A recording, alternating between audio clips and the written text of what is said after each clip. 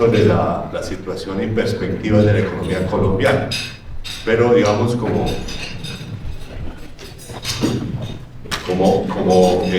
introducción, voy a comenzar con la economía mundial y sus impactos sobre América Latina y sobre Colombia. Y después ya me entro en yo diría en tres grandes bloques de temas.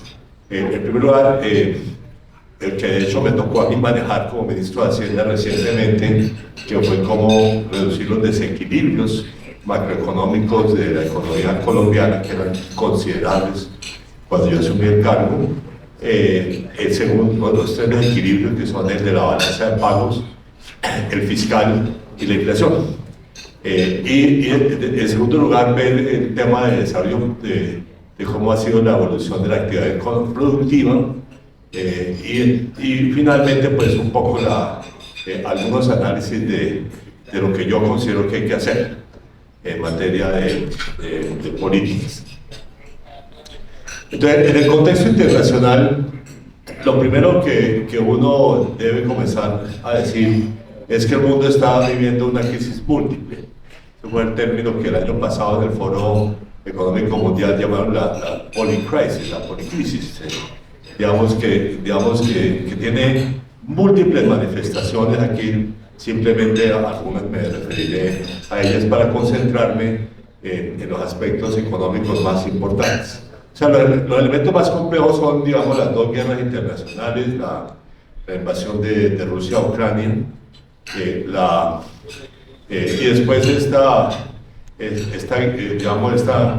ataque de Hamas a Israel, que ha tenido una respuesta muy fuerte y que ha generado también alguna incertidumbre sobre las dimensiones, bueno, algunos otros elementos de conflicto en el Oriente Medio, pero con algunas yo diría manifestaciones muy interesantes que no es del caso analizar aquí.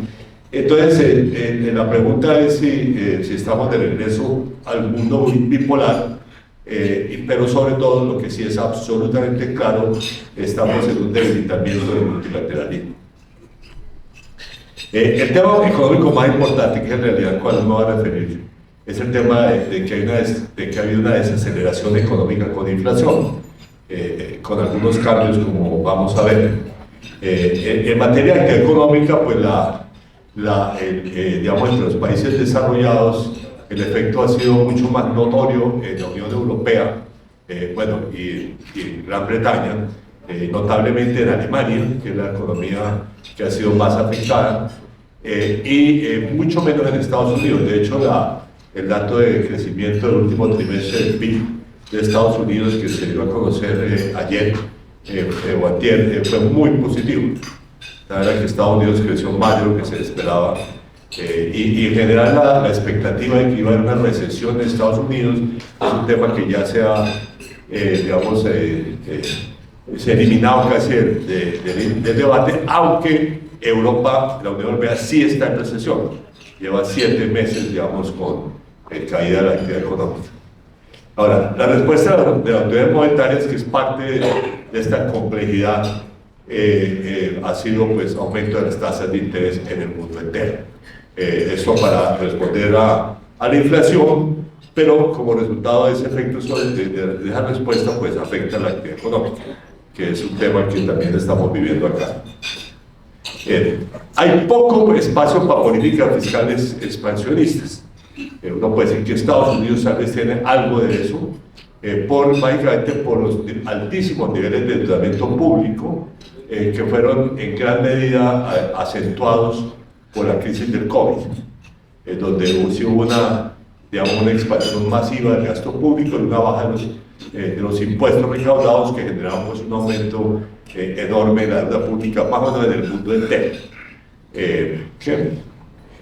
Ahora, un tema que ha quedado también claro en las previsiones internacionales es que ni los países desarrollados ni los países en desarrollo van a volver a las tasas de crecimiento, digamos, si se quiere, de la década que terminó con el COVID, o sea, la década de los años 2010.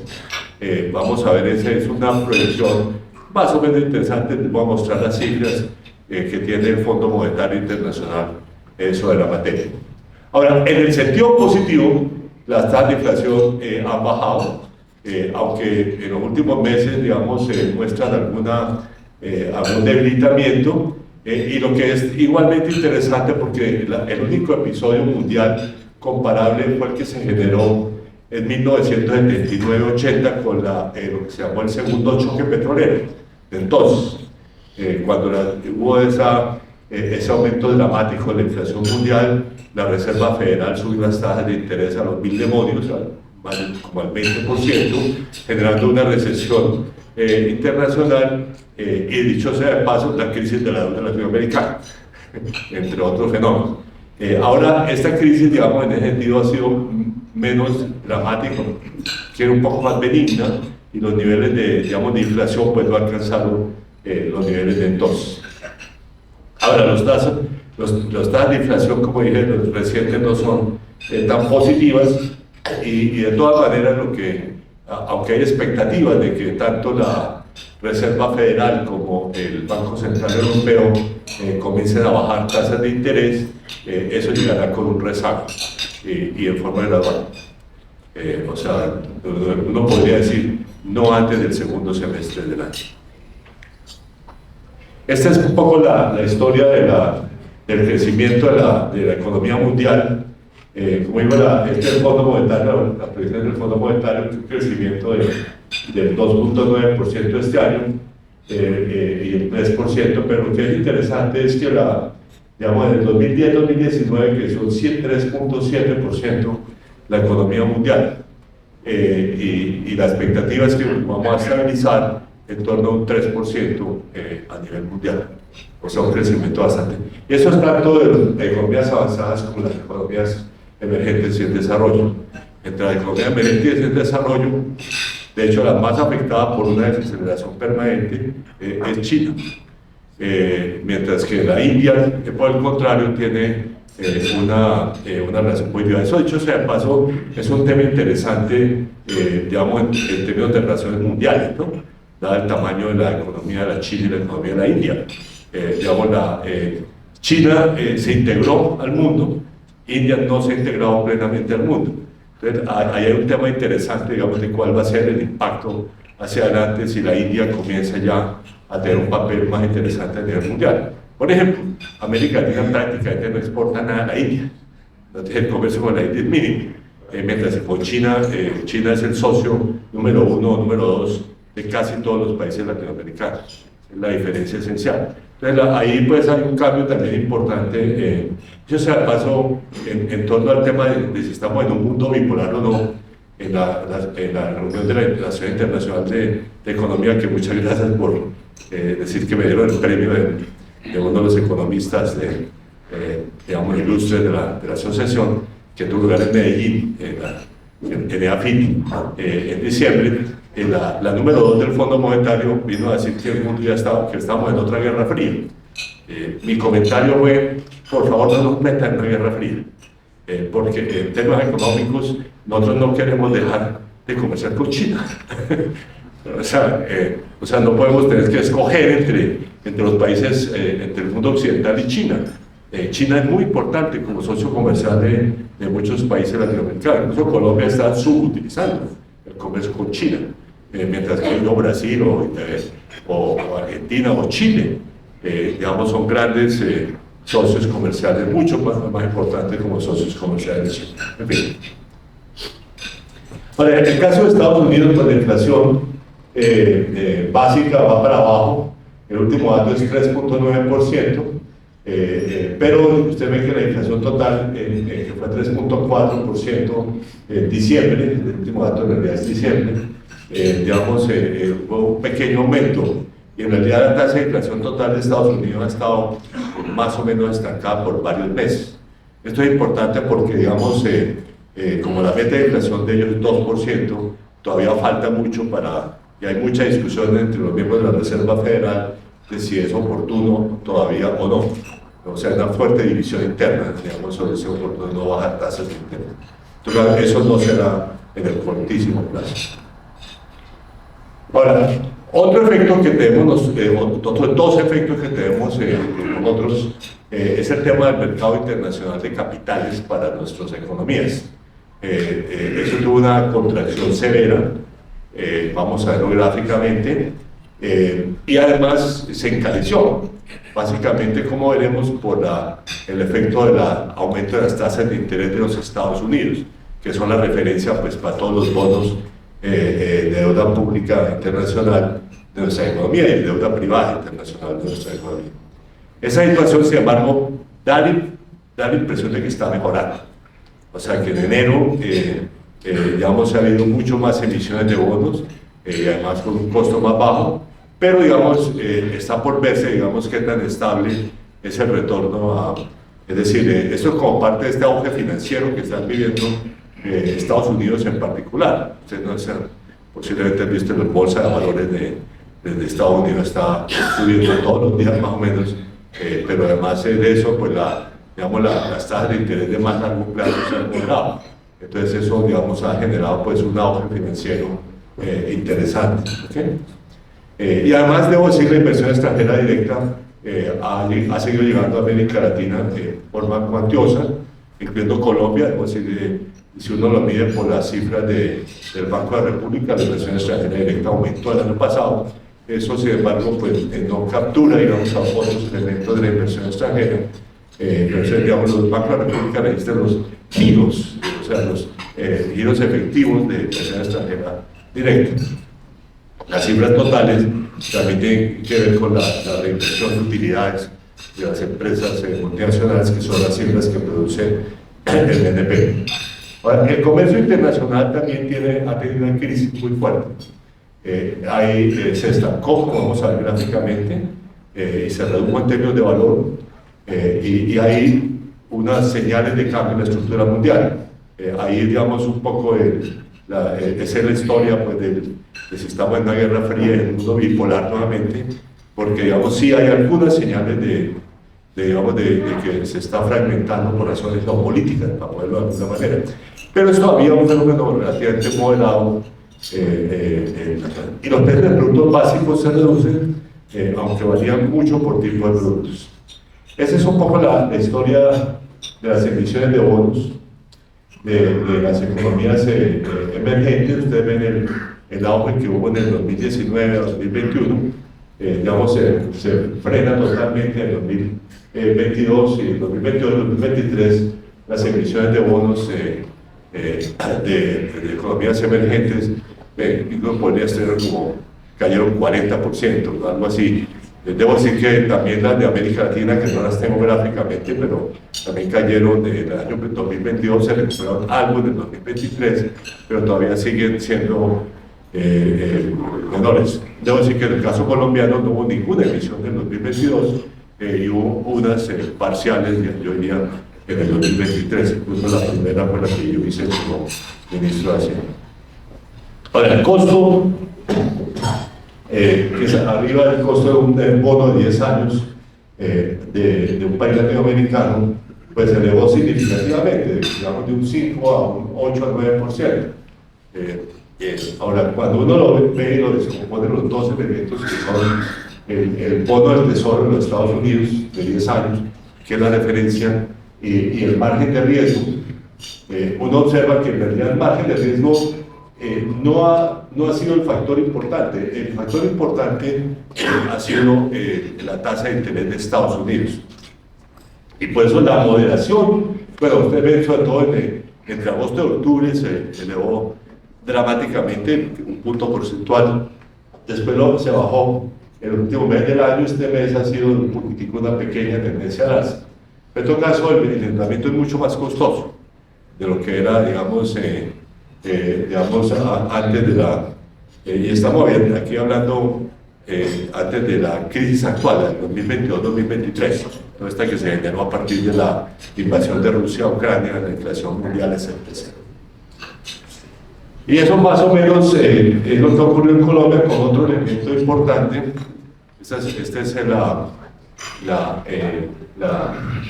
la tasa de interés de los bonos de 10 años en Colombia, diaria incluso. Ahí, por supuesto, digamos, el tema complicado fue la pérdida de grado de inversión que tuvimos en el año 2021, cuando dos de las agencias calificadoras nos quitaron el grado de inversión. En el caso Standard & Poor's, que era que sí nos mantiene el grado de inversión, ahora le bajó a perspectiva negativa. O sea que ese tema del grado de inversión para Colombia es un tema muy complicado y yo, con todo, porque el señor ministro de Hacienda, Bonilla, ha dicho que hay que recuperar el grado de inversión el año entrante, eso no tiene posibilidad alguna de que sea cierto. Más aún, corremos el peligro de que Standard & Poor's también nos quite el grado de inversión. O sea que el riesgo ahí no es pequeño.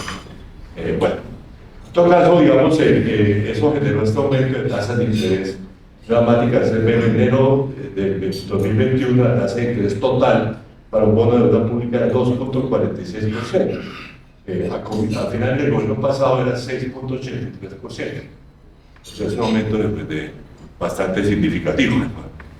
Ahora, durante ese gobierno, curiosamente, la situación ha sido más o menos estable y ha dependido, pues, obviamente, del grado de riesgo, que es la línea, la barra azul clara, como las tasas del Tesoro de Estados Unidos.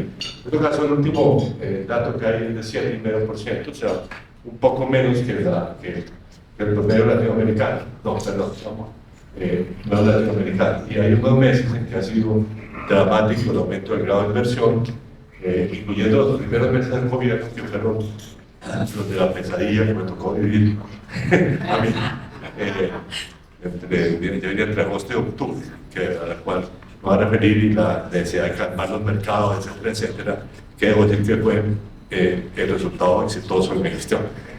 Ahí ustedes ven ahí, por ejemplo, ese aumento del margen de riesgo en comienzos de gobierno, cuando había hecho, y después, sin embargo, ya digamos, se calmó por este lado y vamos a ver por otros lados lo que ocurre. Ahora, el comercio internacional ha tenido un comportamiento muy poco dinámico. Y de hecho ha estado virtualmente estancado en los 2 últimos años y con una caída del valor que es la línea roja. ¿Ok? De hecho, aquí hay un tema que es interesante, y es que hubo un gran auge del comercio internacional que comenzó a mediados de los años 80, pero terminó con esta crisis del 2007-2008, que normalmente se llama la crisis financiera internacional, con algunos amigos de la India un día discutiendo, decidimos llamar la crisis del Atlántico Norte, o sea, la crisis de Estados Unidos como occidental, porque cuando las crisis ocurren en los países no tienen nombre. La crisis latinoamericana, la crisis asiática, pero si ocurre en Estados Unidos son crisis mundiales. No dijimos, no, vamos a darle un nombre y llamamos la crisis del Atlántico Norte, que es un nombre correcto. En todo caso, con la crisis del Atlántico Norte se frenó ese auge del comercio internacional. Desde entonces el comercio internacional ha tenido un crecimiento bastante leve. Digamos, lo positivo es que el COVID, la crisis fue, como usted ve la línea azul, fue más suave, fue más corta, sobre todo que la crisis del Atlántico Norte. Y la recuperación fue mucho más rápida. Pero después de la recuperación, en los 2 últimos años, el comercio internacional está virtualmente estancado, lo cual, digamos, genera algunas preguntas importantes. Entonces, digamos, con quién comercia uno, digamos, si quiere hacerlo, es un tema que no es irrelevante, incluso como tema digamos, de la integración latinoamericana. América Latina, la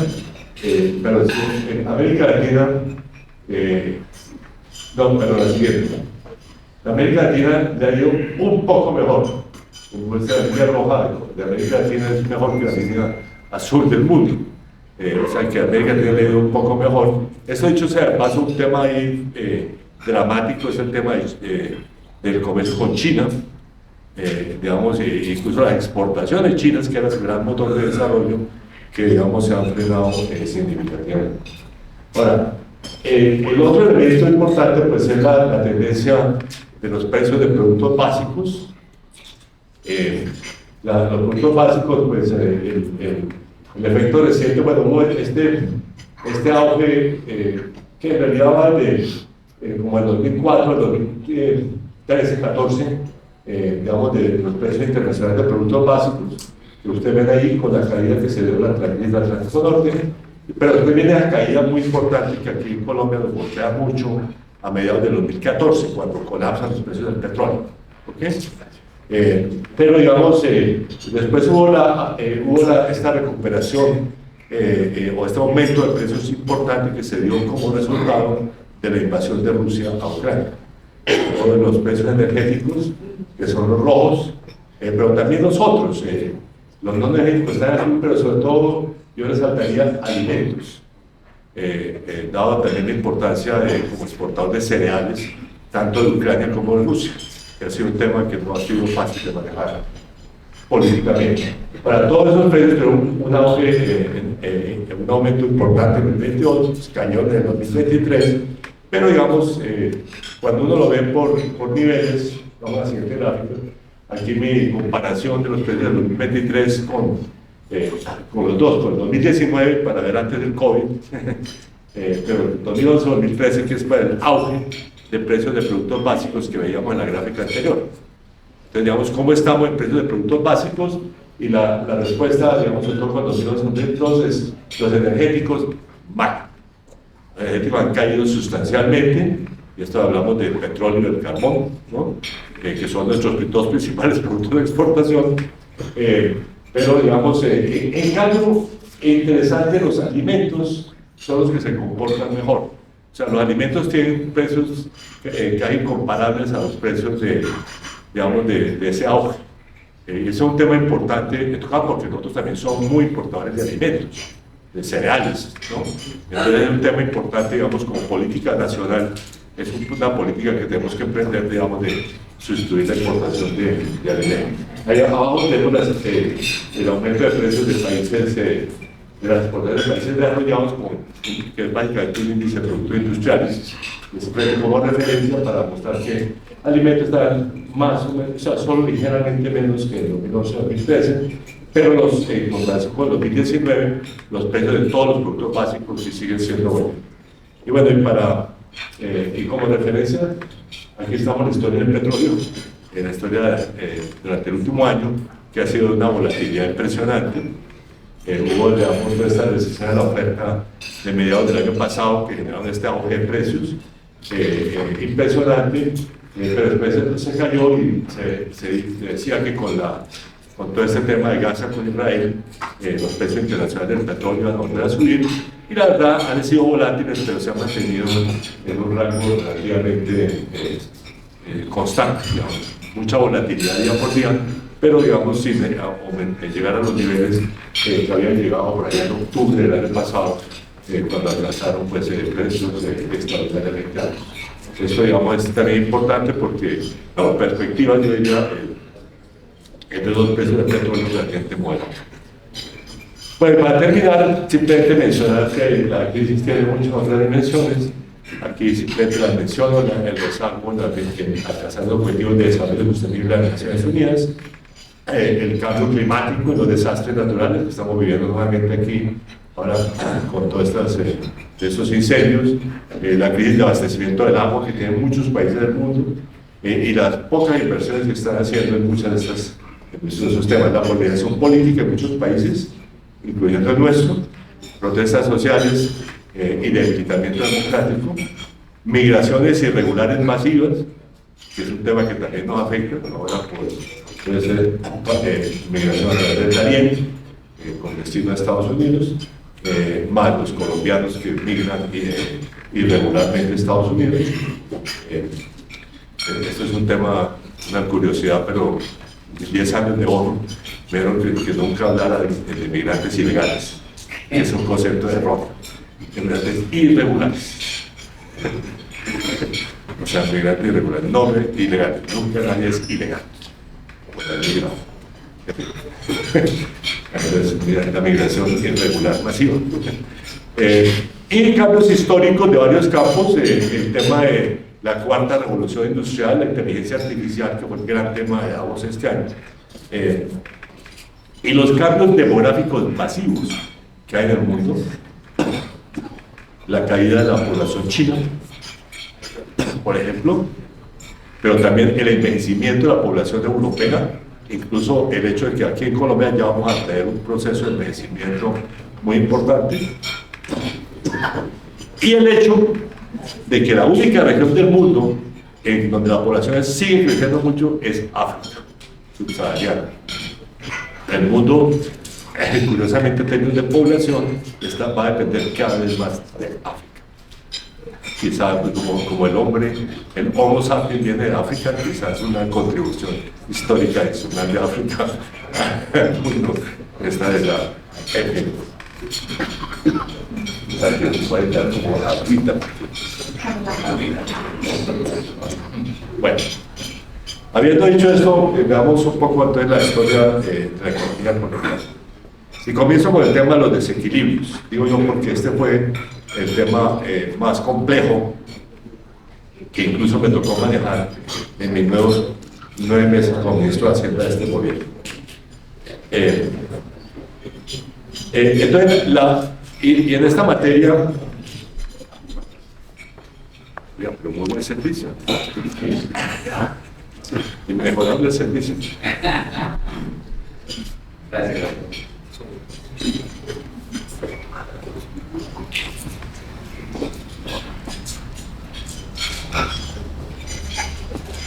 Y hoy día, lo positivo del año 2023 fue la corrección de desequilibrio. Ya tiene uno. Ya tengo. Sí. Los 3 desequilibrios. Esos desequilibrios tuvieron dimensión internacional en el caso de la inflación, por el efecto de la invasión de Rusia a Ucrania, pero los otros son nacionales. Uno puede decir, hacer justificaciones de todo tipo, de análisis de todo tipo. Yo diría, no queda la menor duda de que, para ponerlo claramente, eso lo vemos gráficamente después, la administración Duque, digamos, en contraste con las otras latinoamericanas, no enfrió la economía lo suficientemente después del COVID. O sea, el COVID generó un aumento, una política monetaria y fiscal expansionista en todos los países latinoamericanos, pero ya en el 2021 varios países comenzaron a ajustar fiscal y monetariamente. Colombia no. Y digamos, algo comenzó a hacerse en el 2022, pero muy moderado. De esta manera que la administración Petro recibió unos desequilibrios económicos masivos. Y entonces, digamos, yo creo que por eso yo considero que la reducción de los desequilibrios es un resultado positivo del año pasado. ¿Okay? Y aquí lo vamos a ver. Ahora, el problema complejo es que eso sí afectó la actividad económica. O sea, digamos, es como el elemento negativo, o si quiere, la desaceleración económica que ya habían tenido los otros países desde el 2022, en Colombia se comenzó a dar en el 2023, o desde fines del 2022. La corrección más importante que en realidad se inició en el fin de 2022 es la reducción en el déficit en cuenta corriente de la balanza de pagos, aunque con un comportamiento negativo de las exportaciones.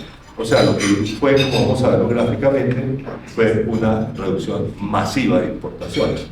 Hubo un auge de importaciones en el año 2022 impresionante, digamos, y eso, digamos, vamos a verlo gráficamente. Bueno, y obviamente la tasa de cambio digamos, ha venido reflejando esta mejoría con la tendencia a la revaluación. ¿Okay? Ahora, el desafío principal, a mi juicio, en este frente es reactivar las exportaciones no tradicionales.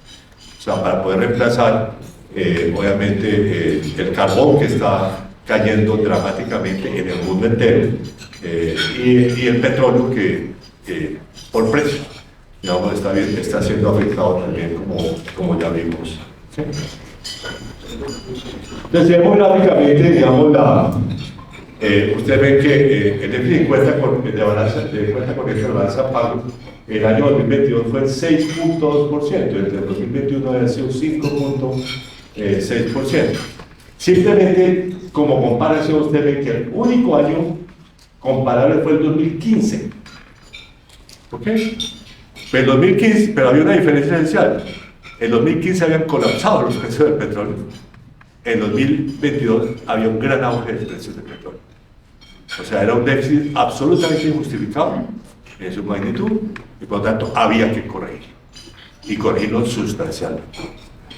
Y eso básicamente se refleja en importaciones. Hubo un auge de importaciones impresionante en 2022 que se corrigió incluso dramáticamente en 2021. Entonces es un ajuste que, digamos, ustedes ven, el año pasado ya tuvimos un déficit que se estima en 2.5, hay diferentes estimaciones, 2.4, 2.6, pero digamos, todos están más o menos en la línea de que hubo una reducción impresionante del déficit de cuenta corriente a un nivel que ese sí es sostenible porque es financiable con inversión extranjera. Ahora, las razones aquí las vemos gráficamente, digamos, la cuenta corriente, los tres trimestres de 2023, que es para los cuales tenemos datos, contra los tres trimestres de 2022, fue una mejoría de 9.500 millones de dólares, pero la razón básica es la caída de importaciones por más de 10.000 millones de dólares. O sea, que fue y bueno, de exportaciones hubo también una caída. Entonces, o sea, que no fue, digamos, por ahí que hubo la corrección. Exportaciones de servicios, de bienes, de servicios un poco más, y la renta factorial neta, sobre todo las remesas de migrantes, que han venido aumentando en forma muy impresionante. Entonces, un poco por ahí, por servicios, incluyendo el turismo. Curiosamente, los datos de turismo dicen que el turismo extranjero a Colombia ha aumentado, el turismo nacional se ha bajado, pero el auge de turismo extranjero hacia Colombia sí es un hecho nuevo, aunque el presidente Petro, considerando que puede reemplazar el petróleo, que está bastante lejos de la realidad, digamos, ¿no? pero en fin, ahí vamos, y eso debe ser un sector de expansión económica importante hacia adelante. Entonces, en exportaciones, pues la caída fue básicamente las tradicionales, petróleo y carbón en particular. El café también, el café fue por caída de precios, pero también por caída de volumen de exportación. Es un tema que veo que estaba como ajeno. A mí me sorprendió, y este es un tema ahí como yo decía en algunas reuniones del Comité Nacional de Café, como de género.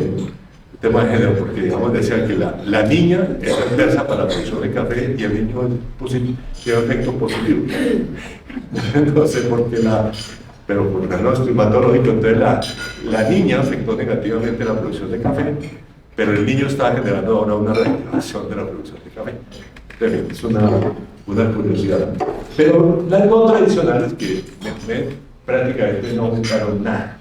256 millones de dólares, o sea, digamos, aquí lo vemos en datos mensuales, la siguiente, digamos, de la tendencia de exportaciones no tradicionales.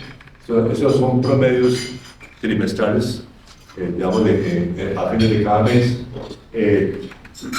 pero ustedes ven ahí que en realidad hubo una caída, digamos, un auge que terminó como a mediados del 2022, después de una caída y un nuevo auge, y ahora sí hay señales de que de pronto estamos nuevamente aumentando. Esto, digamos, se refleja en prácticamente a todo el destino.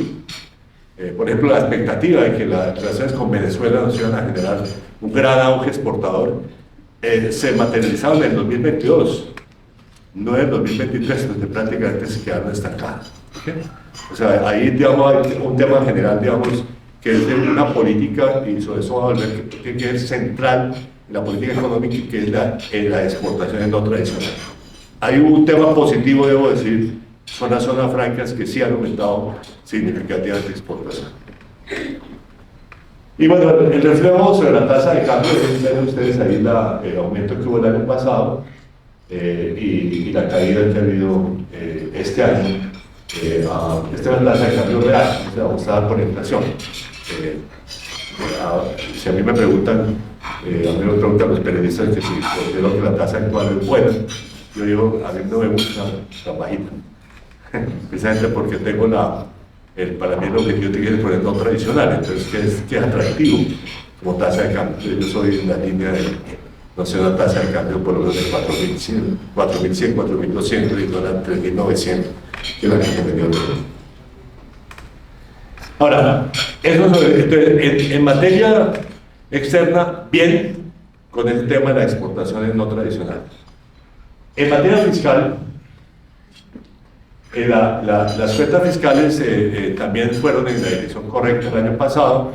Se redujo el déficit fiscal enorme que dejó este gobierno, incluyendo el del Fondo de Estabilización de Precios de Combustibles. Debo decir que a mí una de las cosas que me pareció muy peculiar es que el único aumento de precios de combustible que hizo el gobierno Duque, que fue al puro final del gobierno, dijo, y el próximo gobierno tiene que seguir haciendo esto. Sí, pero no lo habían hecho durante 6 meses. Entonces me pareció un comentario un poco peculiar. En fin, pero entonces sí, digamos, yo convencí al presidente Petro que va a comentar gasolina, el subsidio de gasolina se acabó, pero queda el del fuel oil, el de ACPM, pues que todavía no ha comenzado a corregirse, y a mi juicio tiene que ser corregido. Es un tema sobre el cual vamos a volver. ¿Okay? El déficit registrado por el gobierno nacional bajó bastante el año pasado, pero con un elemento preocupante que es la baja ejecución de la inversión pública. Es un tema que es dramático y tiene que ver con las políticas de reactivación. La deuda pública también se ha reducido, pero sigue siendo alta. Hay como pura curiosidad, cuando estaba en el ministerio, ahora recientemente, yo hacía la siguiente observación. Dije, yo fui la deuda pública que me tocó manejar era el 60% del PIB, más o menos. Y cuando yo fui ministro la vez pasada, en los años 90, era 15%. Yo decía, es 4 veces más alta la deuda pública. O sea, la deuda pública en Colombia ha venido bajando, pero sigue siendo muy alta para los patrones históricos del país. ¿Okay? Ahora, eso también ha tenido efectos positivos, todo este saneamiento fiscal sobre las tasas de interés de los TES. Pero dudas, y yo diría que dudas significativas sobre la política fiscal del 2024. Ahí se ha hablado del Comité de la Regla Fiscal, ya ha dicho que las proyecciones del gobierno no dan, y se rompería la regla fiscal, no sería fatal. Entonces vamos a ver, ahora el gobierno se ha venido rezagando en anunciar la política fiscal de este año, pero espero pues que cualquier cosa que se anuncie sea compatible con la regla fiscal.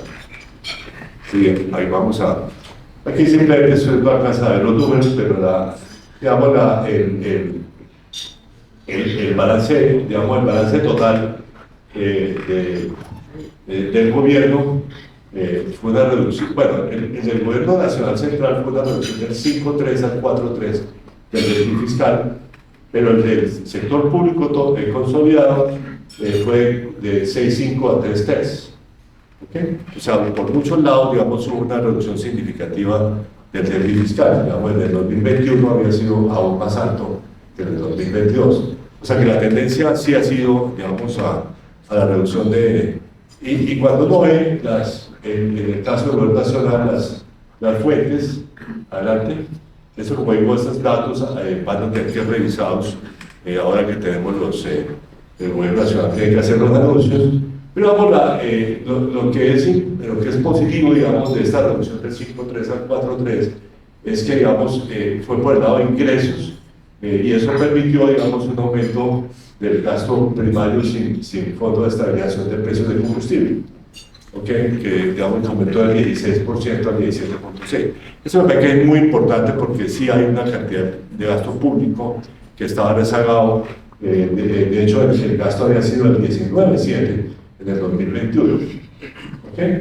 O sea, el gasto privado siempre era el 19.4%. O sea, que el año pasado incluso estuvo muy por debajo del año 2021. Pero sí se necesita una cantidad de programas de gasto público, social y de infraestructura. Sobre eso volveré en un segundo. Ahora, en términos de ejecución del presupuesto de inversión, adelante, esto sí fue un desastre el año pasado. Aquí lo vemos tanto con obligaciones como pagos.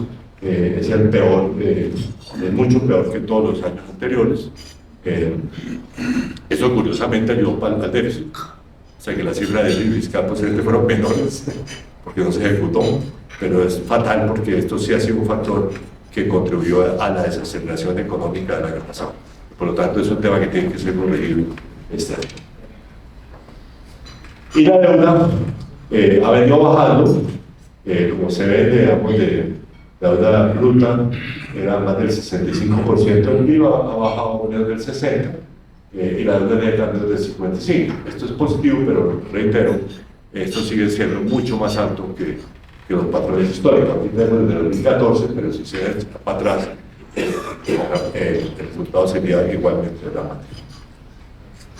Ahora, las tasas de interés de los TES sí han venido mejorando bastante, y esto sí es un reflejo, digamos, de la política fiscal positiva. Esto es simplemente, digamos, comienzo el 5 de agosto de 2022, o sea, antes de comenzar el gobierno, esa línea verde. Y después ahí, 20 de octubre de 2022, que fue, como digo, el día de mis pesadillas, cuando todos los ingenieros estaban en la tasa de cambio por encima de 5.000 pesos, y la tasa de interés de los TES había subido 3 puntos porcentuales. Eso fue dramático, digamos. Entonces, digamos, en el contexto, digamos, del financiamiento público estaba avanzado. Por eso el tema, y usted vio también el margen de riesgo internacional había subido. Por eso los primeros meses del gobierno fueron fatales, y debo decir que uno de mis resultados positivos fue generar confianza, lo cual generó la tendencia es positiva. Ya lo vimos en el margen de riesgo internacional, en la tasa de cambio, y ahora lo ven ustedes en las tasas de los TES. O sea, cuando yo me retiro el 28 de abril de 2022, estamos en la línea azul. O sea, habíamos bajado todo el aumento que había habido, y la tendencia ha sido positiva. Como ustedes ven, ha habido como otra reducción de casi 2 puntos porcentuales. Esto es muy curioso, debo decir, y es un reflejo realmente que las finanzas públicas se ven como sanas hoy en día, y por lo tanto la deuda pública se ve como sana. Por una razón muy sencilla: la tasa de interés del Banco de la República aumentó 4 puntos porcentuales, mientras la tasa de interés de los TES se redujo sustancialmente. Una curiosidad interesante, digamos, de las tendencias de las del sector privado. Si siguen al Banco de la República, curiosamente los TES se rigen por otros factores, especialmente por la credibilidad en la política fiscal del gobierno. El tercer equilibrio ha sido la inflación. Está en muchos casos por efectos internacionales, pero también algunos nacionales, el ajuste del precio de la gasolina, las vías que se han interrumpido por problemas climatológicos, los posibles temas de abastecimiento de electricidad por el Niño ahora, y la tradición de una fuerte indexación de precios y salarios. Los precios y salarios se ajustan con la inflación pasada. Los elementos positivos, sin embargo, es que la inflación ha bajado 4 puntos desde abril, y la básica ya está por debajo del 8%, que es la que tiene en cuenta el Banco de la República para sus decisiones. Y todas las proyecciones dicen que la inflación debe bajar a un rango entre el 5 y el 6% este año. O sea que la tendencia ahí, esta que el efecto rezagado, digamos, ha comenzado a dar. Aquí vemos la inflación al consumidor, tanto la inflación total como la inflación básica. La tendencia positiva, ya un dígito en diciembre, menos del 8% la inflación básica. Un tema interesante aquí va a ser cuál es la decisión del Banco de la República de más adelante. Yo creo que van a bajar tasas otra vez, y espero que no la bajen 25 sino 50 puntos. Vamos a ver. Pero digamos, la tendencia del precio al por mayor al productor son todavía más dramáticas, son más positivas. Ustedes ven ahí que prácticamente no hay inflación de oferta interna al productor, y la de producción nacional está en terreno negativo, se están bajando los precios. Entonces este es un tema, por eso yo creo que esto me parece que es la mejor señal de lo que va a ser positivo en términos de inflación al consumidor durante este año. Por eso yo sí creo que, como todo el mundo, que la inflación va a bajar algo entre 5 y 6%. Ahora, actividad productiva. El crecimiento económico de Colombia que siguió creciendo muy fuerte en el 2022 debido, como dije yo, al rezago en adoptar políticas de ajuste fiscal y monetario. Los otros países latinoamericanos sí las adoptaron y por lo tanto tuvieron una desaceleración fuerte ya en el 2022. ¿Sí? Ahora, entonces, digamos, esa desaceleración que, digamos, que ya habían experimentado otros países latinoamericanos la comenzamos a vivir desde fines de 2022. Esto sin duda alguna por una acumulación de factores, entre ellos la elevación de tasas de interés del Banco de la República, como quizá otros elementos que afectaron la inversión, confianza, ¿no es cierto? En fin, pueden haber afectado también. En el segundo trimestre la confianza estancó, el tercero tuvo una pequeña contracción, pero el cuarto tuvo crecimiento. Yo creo que no va a haber recesión, no hubo recesión en Colombia. Mi estimación es que el último trimestre va a ser como el 1% de crecimiento. Eso lo vamos a ver además en el programa. Pero digamos lo que sí es curiosísimo y dramático en el caso colombiano es la diversidad sectorial. Unos sectores creciendo y otros sectores en crisis profunda. Ese es un tema, digamos, que tiene que ser de alguna manera enfrentado claramente por el gobierno. ¿Okay? Los eventos más recientes, encuestas de opinión, muestran datos positivos. La primera encuesta que se hace pública es la de la vivienda, entonces yo siempre estoy pendiente de la vivienda. Pero digamos, después viene FEDESA, más o menos, yo diría diciembre fue el evento positivo. Aquí les voy a mostrar los datos de la vivienda del sector industrial, que fueron bastante positivos. No ha habido recesión, el crecimiento del año pasado fue entre 1 y 1,2%, pero con mucha diversidad sectorial, y la desaceleración ya comenzó a afectar el empleo. Eso lo vamos a ver gráficamente. Por el lado positivo, aún con esta desaceleración de estos 2 años, con este lento crecimiento de estos 2 años, Colombia es una de las economías con mejor desempeño en América Latina si la comparamos con el 2019. Eso lo vamos a ver. Es un tema que no debe estar por fuera de la o sea, en otros países debe estar más. Los pronósticos son de una aceleración en 2024 entre el 1,5 y el 2%, y yo estoy en el rango superior, o sea, 1,8 o 2%. Aquí tenemos los datos que están adelantados, que son los del índice de seguimiento de la economía del DANE, que dio a conocer el dato de noviembre con un crecimiento de más del 2%. Está en la línea azul, y yo precisamente para ver cómo pronosticar el crecimiento trimestral luego del trimestre. O sea, entre el último artículo de la ley general, que da como 0,5%, es el de los meses de, digamos, de noviembre, septiembre, octubre. ¿Okay? Pero entonces ahí normalmente yo creo que la tendencia, por lo tanto, es relativamente positiva, no muy fuerte el crecimiento, pero sí positiva.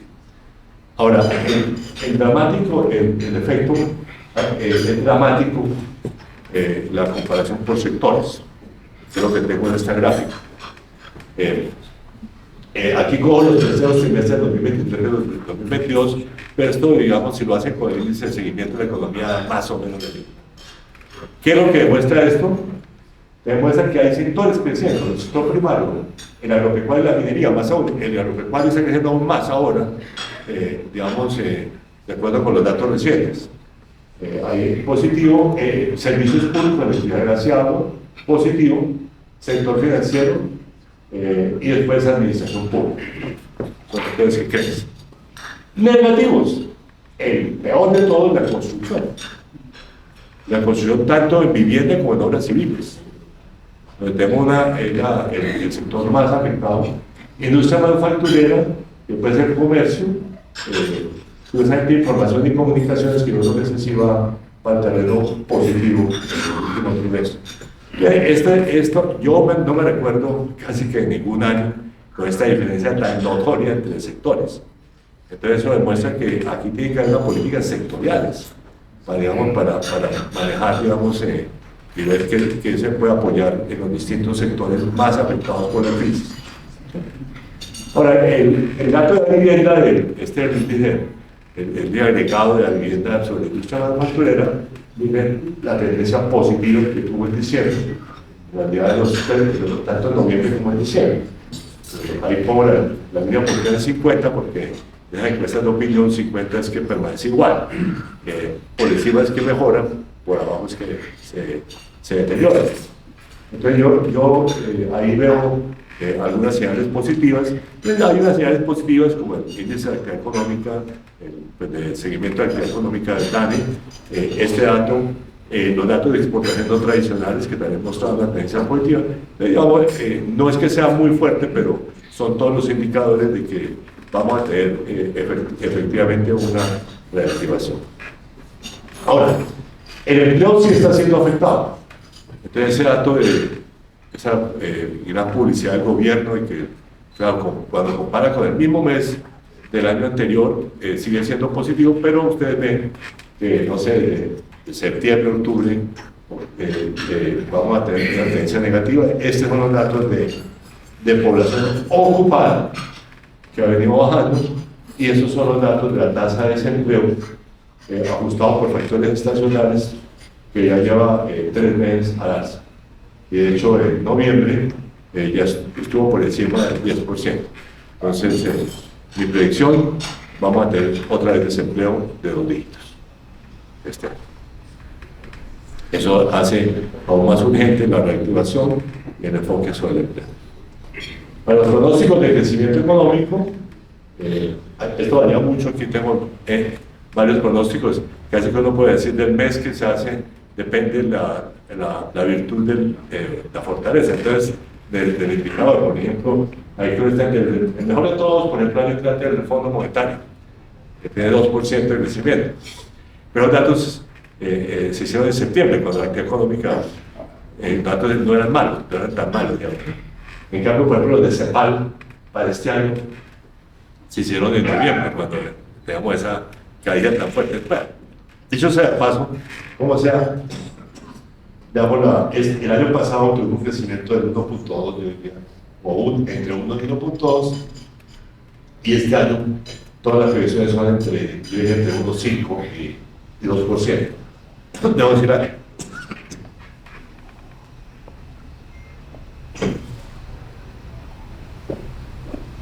Aquí no están las del sector financiero, que son las más negativas, que da un crecimiento del 1.2 este año. Creo que están equivocados.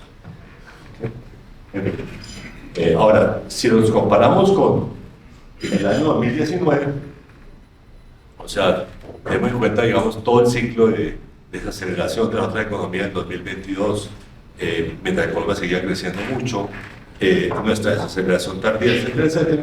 Estos son los datos y, digamos, el crecimiento promedio en Colombia en los últimos 5 años, 2.6% anual, que es mucho mejor que el del resto de los países de América Latina. O sea que eso es un elemento positivo que no debemos perder de vista en términos, digamos, de la actividad económica. Y termino con lo que es para mí la agenda. Digo, se necesita una clara política de reactivación. No hay política de reactivación sobre la mesa. Y eso para mí es el tema número 1 que tiene que estar en la agenda económica del gobierno. ¿Cuáles son los elementos básicos? Bueno, la reducción de tasa de interés que se va a dar, que ya he iniciado y continuará. La aceleración de la inversión pública, con énfasis en el sector de la construcción, que es el más afectado, y sobre todo el de vivienda social, ¿por cierto? Que es obviamente que tiene los impactos más importantes. Debo decir, cuando uno mira la ejecución presupuestaria del año pasado por sectores, hay unos casos que le dan ganas de llorar. Debo decir, o sea, bueno, yo vi incluso medio ambiente, que tiene una ejecución bajísima, incluso agricultura. Debo decir que con la ministra López le pusimos el presupuesto más alto a la agricultura de la historia. La ejecución fue baja. Incluso vivienda, que debe haberse ejecutado en esa proporción más alta. Ciencia y tecnología, que vamos a ver, es un sector que haga de llorar. En fin, hay varios sectores importantes que la ejecución fue muy mala, esa tendencia a la mala ejecución, que fue la característica del gobierno. El segundo es la aceleración de la inversión pública, con énfasis en los sectores que generan empleo y actividad económica, Mira, la construcción es tal vez el más importante. Obras civiles, pero también vivienda. Son más bien al revés. Vivienda y obras civiles. ¿Okay? Fomento de exportaciones no tradicionales. Porque se tiene una gran política de ver con los sectores exportadores, digamos, cómo aumentamos los no tradicionales, porque las necesitamos para que la balanza de pagos no tenga que depender de bajas importaciones, ¿no? Sino que, digamos, haya una reactivación, dado pues de que el carbón sí está cayendo y el petróleo pues también está cayendo, pero pues, el carbón no tiene futuro a mi juicio, el petróleo tiene futuro. Y señales de confianza y equilibrio de poderes. Pero para mí es absolutamente esencial. El gobierno tiene que dar claras señales de confianza y respetar el equilibrio de poderes, que es muy importante. Yo creo que es una de las grandes fortalezas institucionales de Colombia, es que tenemos equilibrio de poderes. ¿Okay? Eso, digamos, no puede estar, el presidente de la República no puede estar públicamente, digamos, estar atacando a los órganos de control, porque esa es su función, y es bueno que la tengamos. En fin. La reducción de las tasas de interés comenzó a dar, pero la tendencia latinoamericana es una reducción rezagada en relación con la inflación. Entonces va a ser un proceso gradual. Aquí estamos viendo estas gráficas, no las actualicé totalmente. Esta es la tasa de inflación latinoamericana, y Colombia es el país atípico donde la inflación es más alta en todos los otros países principales. Aquí tengo los 5 países grandes que utilizan la tasa del Banco de la República como instrumento de intervención. Entonces ahí ven ustedes que todos los otros países tienen una inflación entre el 4 y el 5%.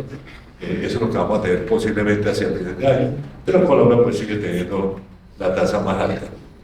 Ahora, sin embargo, ustedes ven que la reducción de tasa de interés ha sido muy limitada, pese a la caída de la tasa de inflación. El único país que realmente ha bajado tasas bastante es el Banco Central de Chile, pero el resto, digamos, han sido muy renuentes a la baja. De hecho, México no ha comenzado la baja, lo que están siguiendo la Reserva Federal, y bueno, nosotros comenzamos en diciembre, que ahí no se refleja todavía la gráfica. Y por último, digamos, como parte de esta política de reactivación, precisamente pensando en el tema sectorial, que hay que buscar alianzas público-privadas para desarrollar nuevos sectores productivos, que no solamente sean para este año, sino para adelante. Y aquí tengo una lista, y seguramente habrá otros sectores que estoy ignorando, pero me parece importante. Primero, exportaciones y sustitución de importaciones de alimentos. Ese es un tema que es muy importante, dado los precios de alimentos internacionales están volviendo a subir, y nosotros somos importadores masivos de algunos alimentos, notablemente de maíz. Somos uno de los principales importadores mundiales de maíz. Eso es casi que uno puede decir una vergüenza. Nosotros debemos convertirlo en maíz o sustituirlo. Veo que, por ejemplo, para concentrados de animales se está comenzando a sustituir por yuca. Entonces digo, yuca. Impulsemos la yuca, pero digamos no tiene sentido. Esto además por algunas oportunidades. Por ejemplo, a mí no me queda a mí no sé si es pura hipótesis y pura esperanza, pero digamos, en el sector agropecuario, los 2 subsectores que tienen más aumento de productividad se llaman la avicultura y la porcicultura, ¿cierto? Que curiosamente dependen de muchos insumos importados. ¿Okay? Pero digamos, a mi juicio, dado digamos, China es un gran consumidor de carne de cerdo. Entonces, la porcicultura debería ser uno de nuestros sectores de exportación. ¿Bien? O sea, en fin, hipótesis, pero digamos, alimentos, todos los alimentos yo creo que tienen que convertirse en una serie de políticas, tanto de exportaciones como de sustitución de importaciones, que es el tema de los granos, también de la soya, debo decir, pero sobre todo del maíz. Minerales de transición. Aquí en Colombia tenemos níquel, que hace comenzado a explotar, y tenemos cobre, subexplotado a morir. No necesitamos litio, por eso está entre el signo de interrelación. Pero cobre sí tenemos. De hecho, yo cuando era ministro me visitaron por lo menos 7 multinacionales de cobre. Y una me mandó, muy simpático, un geólogo australiano, que me dijo, Los Andes, yo no sabía yo, es la región del mundo que tiene más reservas de cobre. No lo sabía yo. Ustedes son los únicos que no las explotan. Así me dijo literalmente. Entonces, ahí hay una posibilidad interesante, incluso como sustituto al petróleo a largo plazo. Él me dijo, ustedes tienen más cobre que Chile. Perdón, eso no se lo creo porque yo viví en Chile 6 años y ese es el sector de Chile, ¿no? Entonces no le creo, pero bueno, pero curiosamente ahí hay un tema interesante, digamos como perspectiva, digamos, y níquel también es otro mineral de transición, pero el cobre en particular que estamos subexplotando, no lo pongo primero. Oportunidades asociadas a la transición energética. Esto es, digamos, la producción de hidrógeno verde, la producción incluso de procesos industriales que son altamente intensivos de energía y que utilizan energía solar o eólica como insumo. El procesamiento es un tema interesante, digamos, mirado en varios sectores, incluso desde el procesamiento del hierro para producir acero, por ejemplo, entre otros. Digamos, la posibilidad de que incluso se convierta Colombia en un exportador. Esto es un tema que es interesante. Nuevamente, como por curiosidad, me acuerdo una entrevista que dio el embajador de Dinamarca en el tiempo un día. Y dijo, la Guajira es la Arabia Saudita de las energías verdes. Así lo dijo literalmente. Le digo, un país que invierte en gran escala en energías verdes, Dinamarca. Y bueno, ¿cómo hacemos que eso sea realidad? En fin, entonces hay un tema interesante, digamos, como nuevos sectores de impulsar, y no solamente para la producción energética, para la electricidad nuestra, es también para incluso sectores de exportación importantes. Mira, o sea, nuevos sectores industriales, bioeconomía, es un tema que algo se hace. Por ejemplo, todo el producto de farmacéuticos basados en azúcar, digamos, que están haciendo. Los servicios de intensiva de tecnología, por ejemplo, en digitales, donde tenemos algunas posibilidades interesantes. Y el turismo, y yo diría especialmente el turismo sostenible, que es el que tiene, digamos, más posibilidades relativas en Colombia. Entonces son todos sectores, menciono estos, posiblemente hay otros, ¿ok? Pero un elemento esencial, y con esto termino, es aumentar el gasto en investigación y desarrollo, que es vergonzoso en Colombia. Y termino con esta gráfica. Esta es la gráfica de inversión en investigación y desarrollo como porcentaje del PIB. Los dos campeones, digamos, Israel y Corea. Pero digamos, los países desarrollados tienen, digamos, 2,5 3%. Los países de la OCDE, de la cual pertenecen. América Latina tiene 0,6%. El único país que tiene más de 1 es Brasil. Pero vean, Colombia, penúltimo en esa lista. Somos el 10º país latinoamericano en este campo. Y es un tema para trabajar no solamente el sistema universitario, el centro de investigación tecnológico, sino también para trabajar con el sector privado.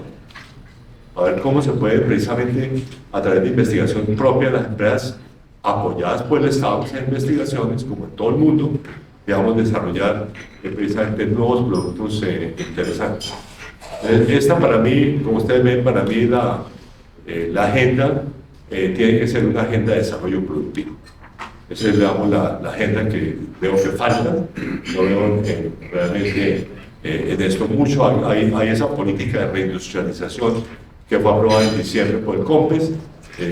Digamos, ahí hay algo, digamos, pero falta ver cómo se va a implementar en la práctica y sobre todo cómo se va a trabajar con el sector privado, sector por sector, para ver cómo se puede avanzar en materia de exportaciones, en materia de sustitución de importaciones en algunos casos, y en materia de nuevos productos, incluyendo que se necesite en materia de ciencia y tecnología para que sea viable la producción de esos bienes o servicios, debo decir, porque ahora los servicios son igualmente importantes. Muchas gracias.